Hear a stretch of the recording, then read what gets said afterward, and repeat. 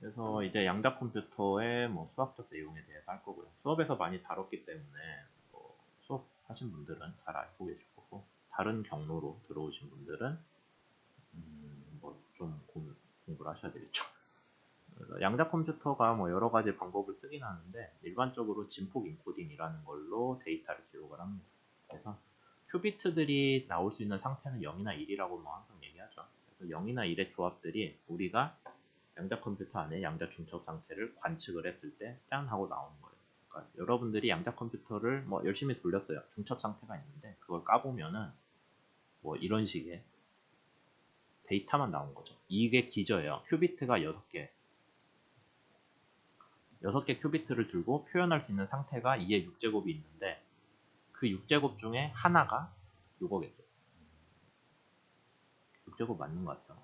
그래서 2의 6제곱이면은 숫자가 얼마예요? 64? 그럼 64개의 64 맞는 것 같아요. 그럼 64개의 기저들이 나올 확률이 중첩돼 있다가 여러분들이 보면 기저 하나만 짠 하고 나옵니다. 그럼 그거를 여러 번 반복하면은 각각의 기저들이 얼마만큼의 확률을 가지고 분포되어 있는지 알 수 있겠죠. 뭐 이제 그 관측도 중요한 부분이고 복잡한 부분이라 우리 수업에서 원래 다루려고 하는 건데 여기서는 그냥 그 정도만 얘기합시다. 그래서 이런 식으로 기저 하나가 짠 하고 나와요.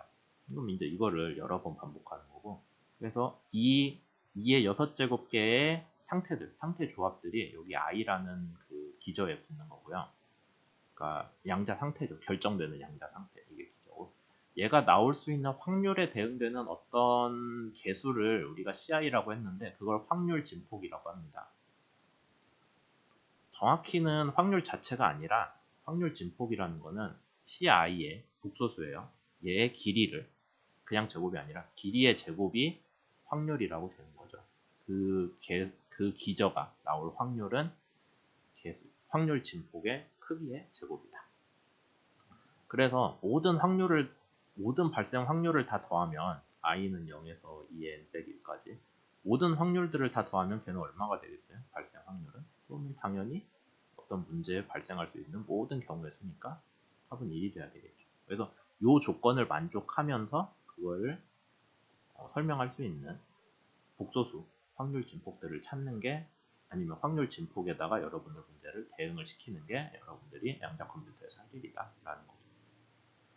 그래서 요거는 이제 길이가 1인 벡터를 조작하는 문제가 되기 때문에 여기는 수업에서 한 얘기입니다. 유니터리 행렬로 가지고 회전을 해줘야 된다. 공간상 회전에 대응하는 어떤 그런 벡터상의 연산이라고 보시면 돼요. 그러니까 양자 컴퓨터가 하는 일을 수학적으로 표현하면 유니터리 행렬인데 그거를 이제 공간상에서 여러분들이 이해를 하겠다라고 하면은 그거는 벡터를 다차원 벡터죠. 지금 볼게요. 2의 6제곱의 기저를 갖는 엄청 많은 기저를 갖는 벡터를 수학적으로 기하학적으로 회전을 시켜갖고 다른 위치를 가리키게 해주는 게 양자 컴퓨터의 연산이다.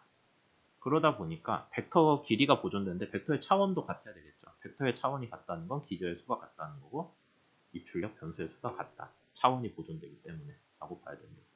그래서 다변수 입출력을 한다고 해도 입출력 변수의 개수가 같아야 되기 때문에 뭔가 테크닉이 들어가야 되는 거죠. 그냥 뭐 10개 변수 놓고 2개 변수 찾는 문제를 하겠다라고 하면은 안 되는 거예요.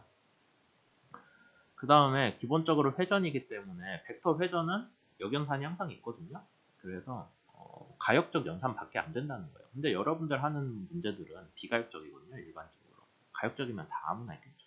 그래서 비가역적 알고리즘을 쓸 수 없다라는 문제가 있고 문제를 억지로 가역적으로 바꿔줘야 된다. 그 다음 결과적으로는 이렇게 했을 때 여러분들이 CI를 모두 다 알 수 있는 거는 아니에요. CI를 알려고 노력은 할 수 있는데 거기에 드는 노력은 고전적인 컴퓨터로 하는 노력보다 더 큽니다. 일반적으로. 거의 항상이라고 해도 돼요. 그러니까 여러분들이 양자 컴퓨터에 대해서 계산을 했을 때 결과값을 다 알 수는 없는 거예요. 양자 중첩 상태를 다 볼 수는 없고 까봐야 기저 하나만 나와요. 그걸 여러 번 까는 걸 반복을 해보면은 기저에 대한 확률을 역으로 추산하고 거기서부터 확률 진폭을 역으로 볼 수 있는데 쉬운 일이 아니다라는 거죠. 그래서 재구성하는 게 현실적으로 불가능하기 때문에 여러분들은 해석을 해서 그 중에 일부만 딱 보고 아 이게 내가 원하는 문제 제일 잘 설명하는 값이야 나머지는 필요 없어 라고 해야 관측 과정을 잘 짠다는 게 되겠죠. 그렇게 해야 양자 컴퓨터가 의미가 있는 거지. 뭐 그냥 계산이 빠르다니 다 돌리고 아무거나 내주십시오 라고 하면은 이득이 하나도 없다라는 얘기입니다. 그래서 양자 컴퓨터에서 돌아가는 유니터리 행렬이 양자 오라클이라고 부르고요. 오라클이라는 게 저기 신탁이거든요. 원래 뜻이. 그러니까 여러분들이 왜 그랬는지 몰라요. 그냥 이걸 넣으면 저게 나와요. 그 정도 블랙박스라고 보시면 됩니다. 왜 블랙박스가 돼요? 유니터리 행렬이잖아요. 그러니까 우리가 안에 어떤 물리적인 뭔가 사상이 집어넣는다라기보다는 그냥 이게 넣으면 저게 나오는 그냥 유니터리 행렬 박스다. 입출력이다. 정도로 양자 컴퓨터한테 심어줄 거예요. 그러면은 이제 양자 컴퓨터 입력받아서 출력은 그냥 생각 없이 내겠죠. 그 안에 뭐가 되는지 상관없어요. 그래서 블랙박스로 나오는 유니터리 행렬 연산이고, 양자 오라클이라는 게 여러분들이 복잡하게 만들면은 호출이 잦아지고 NISQ 환경에서는 계산이 그동안 유지가 안 될 확률이 커져요. 그래서 최대한 간단한 양자 오라클을 만들어야 된다라는 게 이제 또 우리가 해야 되는 말인 거죠. 그래서 정리하자면 양자 오라클 개발을 해야 됩니다. 그 다음에 간단하게 하기 위한 노력도 필요해요. 그냥 덮어놓고 많은 계산으로 잘 맞춰야지라는 거는 지금 NISQ에선 쓸만한 일이 아니고, 나중에 양자 컴퓨터가 더 안정적으로 된다고 해도 굳이 그래야 되나 싶기는 해요. 왜냐하면 어떤 문제든 계산을 좀 간결하게 할 수는 없고 당연히 모두 다 추구하는 거잖아요. 그 정도 생각이 드네요. 그래서 양자 오라클을 그러면 뭐 어떻게 만들어야 되냐라고 하면, 다시 얘기 드리지만 입출력 변수가 같아야 우선 가역성이 나와요.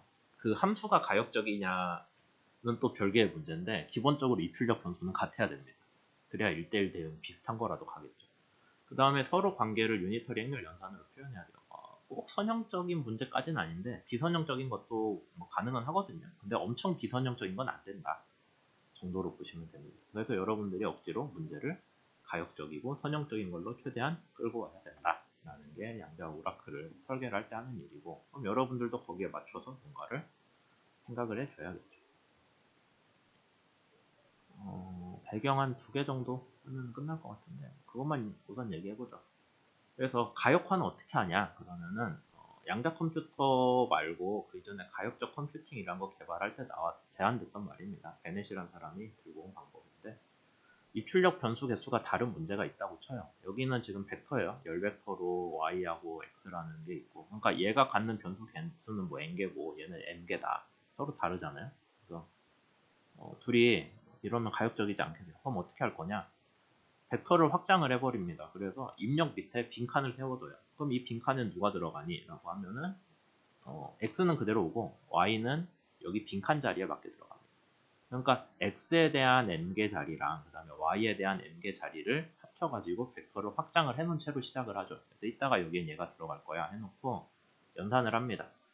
근데 이제 양자 컴퓨터에서는 조금 저도 잘 받아들여지지는 않고는 있는데, 왜냐하면 베넷이라는 개념이, 베넷이 들고 온 개념이 가역적 컴퓨팅이기 때문에 양자랑 상관없을 때 시절이에요. 그래서 이 사람도 뭐 진짜로 뭘 해본 건 아닌 것 같고, 뭐 했다면 할 말은 없는데 안 한 것 같아요. 그래서 뭐 이런 개념으로 하면은 실제로 되지 않냐, 뭐 중간에 레지스터 하나 빈칸으로 둬가지고 넣었다가 연산을 넣었다가 뭐 역으로 돌렸다 뭐 했다 한다고 하는데, 뭐 그렇습니다. 네, 저도 사실 이 과정은 양자 컴퓨터에서 쓸 건 아닌 것 같아서 안 하고 있고, 그냥 최종적으로 어쨌든 벡터를 확장한다. 그러니까 일반적으로 기저 확장이라고 하면 될 텐데, 기저를 키워가지고 우리가 문제를 가역적으로 적어도 1대1 대응이 나올 수 있는 차원으로 만들어 주긴 한다 라는 개념은 있어요. 이걸 가지고 뭐 실제로 뭘 했냐 하면은 잘 모르겠네요. 그래서 이제 베넷이 하면은 뭐 이론상으로는 된다. 근데 전체 시스템은 그래서 입력 변수랑 출력 변수 수로 구성을 한 벡터를 가지고 걔의 변화만 다룹니다.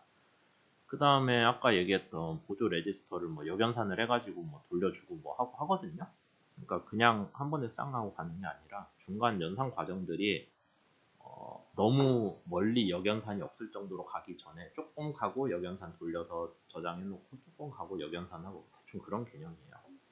근데 역연산이 진짜 있냐 없냐 문제가 되거든요. 왜냐하면 베넷이 얘기했던 거는 저기 옛날에 가역적 컴퓨팅이고 그때는 비트 갖고 하던 시절이에요. 그러니까 비트끼리 바꾼 걸 역으로 한다라는 건 우리가 할 수 있을 것 같은데, 양자 컴퓨터는 지금 비트 갖고 뭐 계산한다는 게 아니잖아요. 진폭 자체를 가지고 하니까, 이 컨티뉴어스한 값을 갖고 하니까 그게 정확히 적용될 수 있을지 없을지는 저도 잘 모르겠어요. 뭐 누군가 했다면 다행인데, 적어도 제가 생각하는 저기 NISQ에서 뭐 빨리빨리 해야 되는 그거랑은 좀 상관이 없지 않나 싶어요.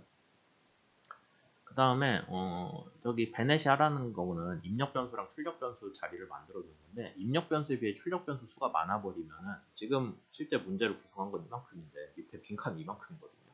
그래서 연산이 좀 불안정해지는 문제도 있기는 있었습니다. 기관 상태를 같은 게 문제인데, 우리가 인풋 별로 안 넣거든요. 근데 볼 거는 되게 많아요. 기관의 상태 예지 막 그런 거. 그래서 이런 데는 좀 어렵지 않나? 라는 생각이 있습니다. 그럼 우리는 뭐를 할 거냐? 이제 저희가 연구를 하면서 사용을 하고 있는 거는, 그럼 시스템을 저차원화해라. 아까 m개랑 n개의 변수로 구성되어 있는 큰 벡터 하지 말고 얘를 적당히 잘 해가지고 작아서 m개의 변수에 대한 m개의 출력으로 바꿔주면 되지 않냐라는 얘기죠. 뭐 사실 아니 그럴 거면은 m 더하기 n은 왜 있냐라고 하는데, 거기서 저희가 뭘 좀 잘했다라고 뽐낼 거죠. 그래서 입출력 변수들이 있다고 하면 걔네들을 PCA를 통해서 저차원화를 해주면 된다. 주성분 분석입니다. 다른 데서도 많이 저희가 얘기하고 다니는데, PCA를 하거나 아니면 POD라고도 하죠. 아니면 SVD도 어느 정도 맞고, 그 다음에 카루만 랩의 변환도 맞고요. 그 다음에 엠피리컬 EOFN, 엠피리컬 오소고날 펑션도 맞아요. 다섯 개 다 비슷한 이름입니다. SVD는 좀 다른데 나머지 4개는 똑같은 소리예요. 그걸 하면은 우리가 전체 데이터의 차원을 유효한 것만 가지고 줄일 수가 있습니다. 그렇게 해서 그러니까 입력 변수 더하기 출력 변수로 가지 말고 입력 변수의 차원만큼으로 시스템 자체를 저차원화를 해버리면 되겠다라는 거죠. PCA로. 그렇습니다. 그렇게 해놓고, 그러면 얘는 입력이랑 출력이 섞여 있는 그런 저차원화되는 거거든요. PCA 하신 분들은 아시겠지만. 그래서 이거를 그냥 쓸 수는 없어요. 이거는 우리가 원하는 물리량으로 다시 쪼개줘야 됩니다. 근데 그거는 비가역적이거든요. 그러니까 양자 컴퓨터에서는 이거를 관측 과정은 어차피 비가역적이기 때문에 여기 m개의 저차원화된 공간에서, 요건 이거죠. 여기에서 우리가 원하는 y만 뽑아낸다. 아니면 여기 x 아웃이라고 했네요. x 아웃을 뽑아내겠다는 과정은 관측에서 하겠다. 라고 하는 게 저희가 제안하고 있는 연구의 기본적인 방향이 되겠죠. 그래서 뭐 이런 식으로 하면은 베넷이 적용한 트릭보다는 좀 더 계산 자원을 아끼면서 뭘 할 수 있지 않을까. 결과는 똑같으면서 그 정도를 바라고 있습니다. 평소보다 좀 길게 했는데 잘랐다 갈게요.